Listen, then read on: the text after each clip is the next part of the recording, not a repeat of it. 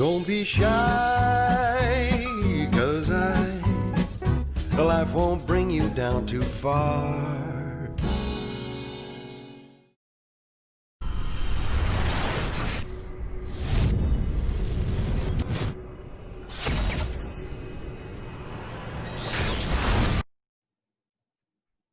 Andrew McCART, IFL TV, in association with MTK Global.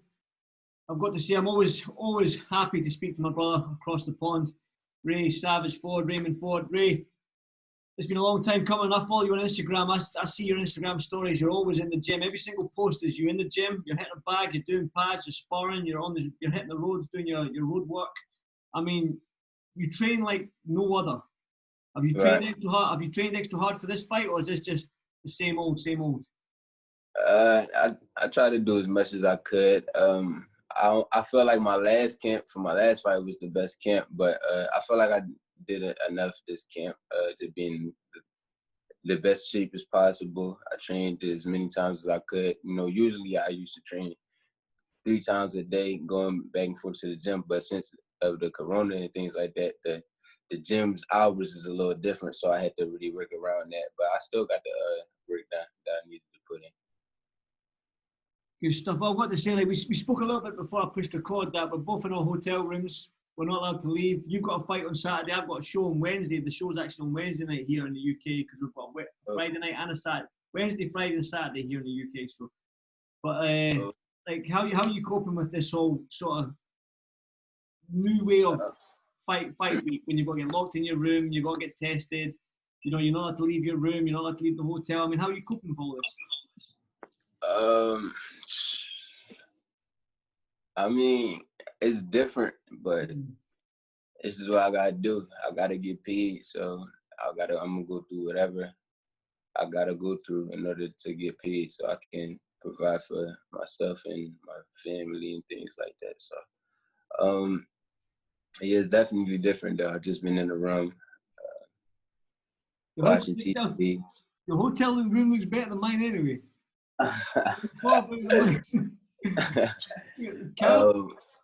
Yeah, couch.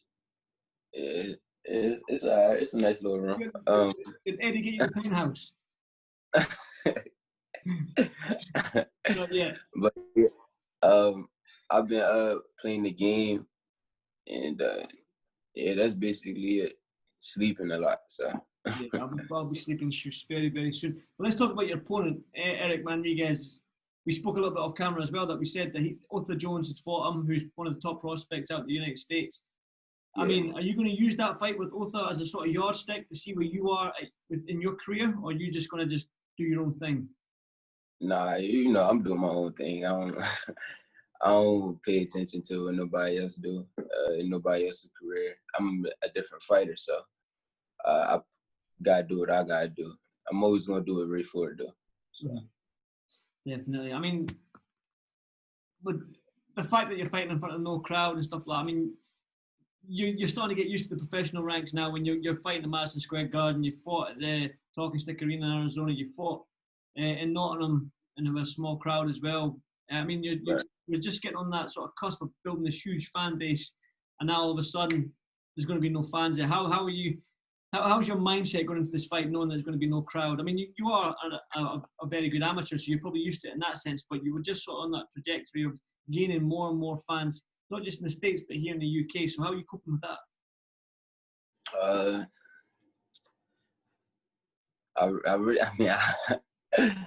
I really don't, to be honest. Like, I mean, it's going to be like sparring to me. I don't feel like it's going to be a big deal. I haven't really been thinking about that. So it's not really a big deal to me. I'm just still gonna get the job done. The only thing is, and it's a problem for him, is that I'm gonna be able to hear my coaches more. So that's it. Definitely. I remember speaking to you when you first turned pro and stuff like. You were getting a wee bit frustrated that the stoppages weren't coming. I mean, you got the stoppage in your last one. Can we expect a stoppage in this fight? Are you gunning for it? I feel like I didn't even try to get the stoppage my last fight. I feel like when I try to get it, it don't work. Mm-hmm. So, I'm going to just let everything happen. Do everything I've been doing in camp.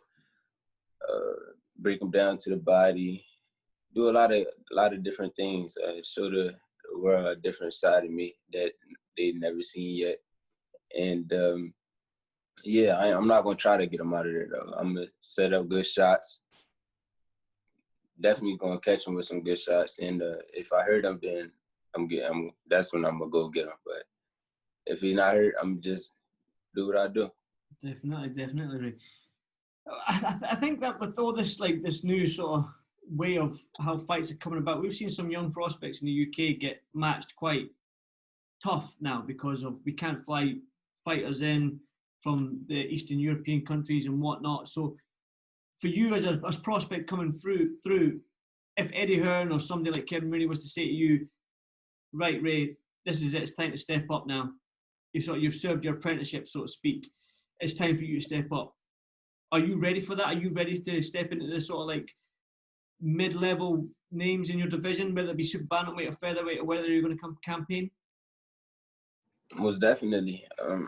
As I see, I've been calling out Shawn Garcia. I want to fight somebody undefeated.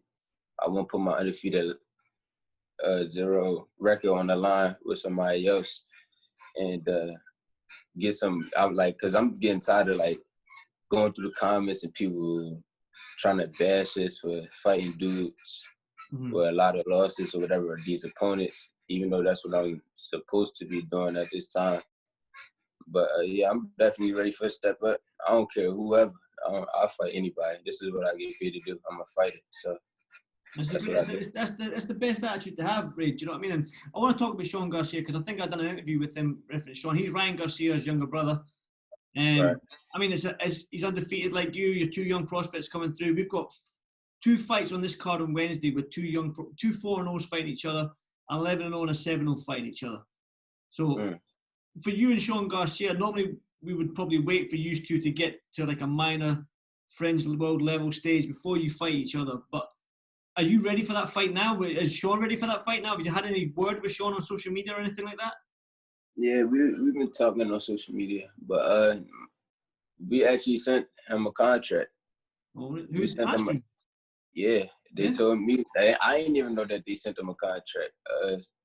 One of the staff members from Matchroom told me that they sent the contract to him, and they didn't take it. So, but yeah, I'm ready for whoever. I've been ready, and I feel like if you put me in there with somebody who actually know how to fight, is going to make me step up. Like, I perform better when there's better competition in there, or somebody who know what they're doing. So, you know me, I like to get my little soundbite. I like to get my little call out or my little whatever. So, is there anyone that the name is on the tip of your tongue? You're like, right, I want him. Like, whether it be right now or for a world title or for a fringe world title or whatever. Is there anyone that you want to, other than Shawn Garcia? Because you were super bantamweight, but I believe you're up at featherweight now. Is that? Are you going back down to super bantamweight?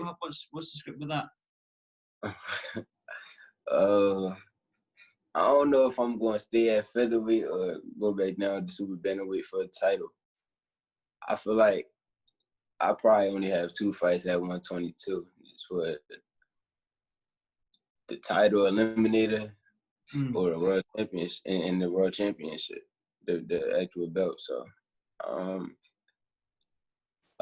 yeah, that's it. It doesn't matter what division you're in, super bantamweight or featherweight. I mean, them 2 divisions are hot right now. So yeah, it's going to be a tough fight for a world title.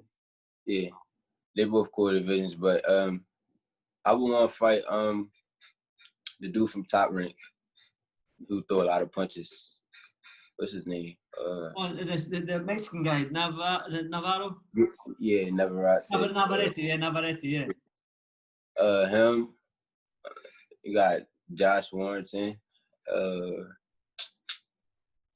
you want Josh Warrington throws a lot of punches as well. Is that sort of like the style that you want, somebody that comes forward and puts pressure on you? Yeah, they're easier to hit.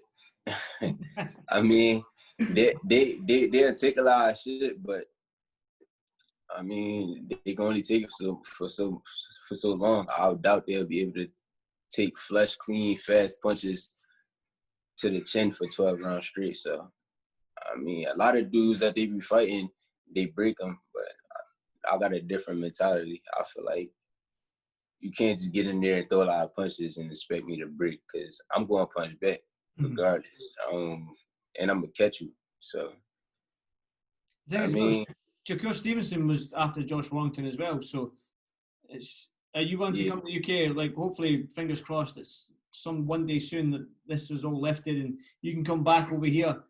Are you willing to travel to face somebody like Josh? I mean, his fan base is unreal over here. Like, it's crazy. Yeah, I'll definitely come over there and fight him. Still some more fans and get the popularity out there. I want to fight at the O2 Arena. You want to fight the O2? Or the web? Yeah. Or the what's the other one? The web? What's it called? Wembley. When you said Wembley? No, Wembley. Wembley. Oh, yeah. The Wembley. The Wembley Arena. They definitely got big crowds, large crowds there. So the Wembley Arena is different. You got Wembley Stadium where Joshua fights. He fills out 90,000. Then you got the arena, which is 15,000 or something like that. So there's the arena and in the stadium. Anthony Joshua sells out the whole stadium for 90,000. Yeah. So you can get on Joshua's number because you're both in matchroom. So why not? Yeah, it would be easier for us. Other than like, it would be easier for me and him to fight than with him and Shakur, because they both was from different sides and were different promoters and things like that. I think it should be easy, definitely, for me and him to fight. Especially because Eddie loved big fights, so he'll definitely make it happen between me, as long as the money right and everything. How many fights do you think you are away from a world title fight then? Or let's be honest, like how many fights do you think you need to win another 3 or 4 fights, or what do you think needs to happen? I say around like my 14, 15 fight. I feel like that would be good enough for me. I'll be probably sooner than that, because I'm still growing. Like, I'm only getting older. My man strength coming in. Like, so, it all depends, to be honest, on like my body and how I'm feeling out at 126 and things like that. So. Well, you look to be healthy, man. Like, how's the weight cut for you nowadays? Are you okay with it? Yeah, it's cool. I started early because I knew when I got here, I was only going to be able to train for an hour. And I'm just going to be sitting in a room. They feed me 3 times a day like that and everything like that. So I started cutting my weight a little early. I'm about 5 pounds over now. I was 3 pounds over before I left. So, yeah. The flight and stuff like that, yeah. I want to just mention as well, like, I seen a post that somebody had put, like, top US prospects and your name was missing, but Eddie Hearn put out a tweet saying that you're one, like, don't sleep on you and you're one to watch out for. Like, what does that mean to you when somebody like Eddie Hearn is like retweeting a matchroom tweet on saying that watch out for Ray Ford? I mean, that must mean a lot for you. I mean, I'm his fighter, so that's what that's what he's supposed to do. So, but it's definitely great. You got the biggest promoter that I'm signed to talking good about me on social media, giving me more publicity. So it's a great thing. You're actually doing quite well. Like I said, I'm following you on Instagram, and I've seen like your fan base just grow and grow and grow and grow. So, I mean, you must be doing something right. You're doing something right.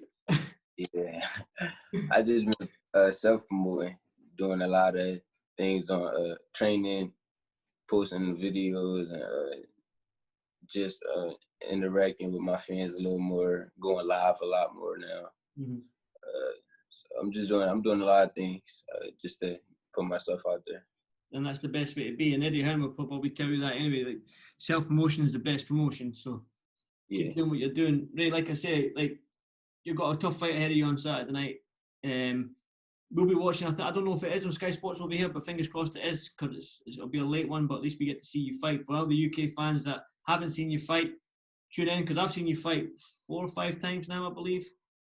And I said to you, I'm a fan of yours. I like your style. I like the way you come across. I like the way you fight. So have you got a message for not just the US fans and the UK fans and stuff like that for your fight on Saturday? Yeah, basically just tune in, I'm a sharp fighter, real smart, fast. Yeah, tune into me. They call me Ray Savage for a reason. I'm definitely a savage in that ring. And Saturday, August 15th, is going to be a great night, great fight. And I will be victorious. And my fan base is only going to get bigger. So yeah, definitely get on the wave now while I'm still young in my career. So y'all can say 10, 15 years from now, oh yeah, I've been following this kid from the start, from the beginning of his career. So yeah, definitely. I was there from the start, Ray. Don't you forget about me. I was there from the start. Most definitely. Like, my man, like I say, go and enjoy whatever time you've got in that room, like get a nap or whatever. Yeah. Good luck Saturday night. I'll be watching if it's on Sky Sports here. Good luck with it, and hopefully I'll catch up with you after your fight. Again, thanks for doing this Fightful TV. Always enjoy my time with you, Ray. Stick in, brother, and hopefully see you soon. Thank you, bro. Appreciate it. Anytime, brother.